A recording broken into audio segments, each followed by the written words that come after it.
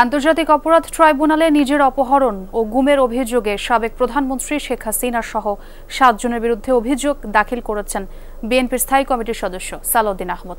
বলেছেন, July August হত্যাকাণ্ড সহ ফ্যাসিস্ট আমলে সংগঠিত সকল গুম, খুন, মানবতা বিরোধী অপরাধের বিচার করতে প্রতিশ্রুতিবদ্ধ তার দল।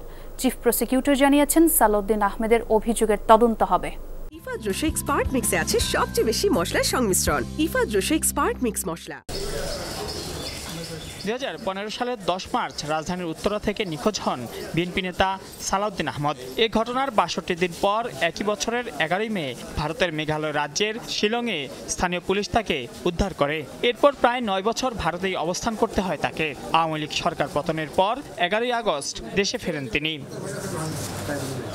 দেশে ফেরার প্রায় 9 মাস পর মঙ্গলবার সকালে নিজের অপহরণ ও গুম হওয়ার বিষয়ে আন্তর্জাতিক অপরাধ ট্রাইব্যুনালে অভিযোগ দায়ের করলেন সালাউদ্দিন আহমদ, যাতে সাবেক প্রধানমন্ত্রী শেখ হাসিনা, আসাদুজ্জামান খান কামাল, জিয়াউল আহসান, বেনজির আহমেদ সহ 7 জনকে আসামি করেছেন তিনি। যারা নির্বাসিত হয়েছে, যারা কারাবাসে গিয়েছে, যারা অন্ধত্ব বরণ করেছে, চিরতরে অপঙ্গত্ব বরণ করেছে, শিকার হয়েছে হত্যাকাণ্ডের, এগুলো সবগুলোর বিচার করা হবে ইনশাআল্লাহ। তবে এতগুলো বিচার করার জন্য আমাদের হয়তো ভবিষ্যতে আরও ট্রাইব্যুনাল বাড়াতে হবে, প্রসিকিউশন টিম বাড়াতে হবে, ইনভেস্টিগেশন টিম বাড়াতে হবে।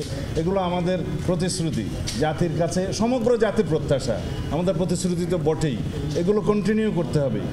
সমস্ত রেকর্ড সব কিছু আমাদের কাছে আছে, কিন্তু বিচার যারা প্রার্থী তাদেরকে দয়া করে এসে মামলা দায়ের করতে হবে। পরে চিফ প্রসিকিউটর বলেন, এই অভিযোগ পাঠানো হবে তদন্তের জন্য। যে সমস্ত মানুষ গুমের শিকার হয়ে কখনো ফিরে আসেননি, যাদেরকে আমরা ধারণা করছি যে যাদেরকে হত্যা করা হয়েছে, তাদের বিষয়গুলো সলভ করাটা সময় লাগতে পারে, কিন্তু যেগুলো সার্ভাইভার্স আছেন, যে সমস্ত ভিকটিম ফিরে এসেছেন, তাদের মামলাগুলো প্রমাণ করাটা সহজ এবং দ্রুততার সাথে সম্ভব। সেক্ষেত্রে সালাউদ্দিন সাহেব যে এগিয়ে এসেছেন, এটা আমাদের তদন্ত কাজকে সাহায্য করবে। এদিন শেখ হাসিনা ও গাইবান্ধার আওয়ামী লীগ নেতা শাকিল আলমের বিরুদ্ধে আদালত অবমাননার অভিযোগের চূড়ান্ত শুনানি আগামী 19 জুন নির্ধারণ করেন ট্রাইব্যুনাল। এছাড়া চানখারপুলে 6 জন হত্যার ঘটনায় পলাতক 4 জনকে আদালতে হাজির হতে পত্রিকায় বিজ্ঞপ্তি দেওয়ার নির্দেশ দিয়েছেন ট্রাইব্যুনাল। আনিল মারুফ, যমুনা নিউজ, ঢাকা।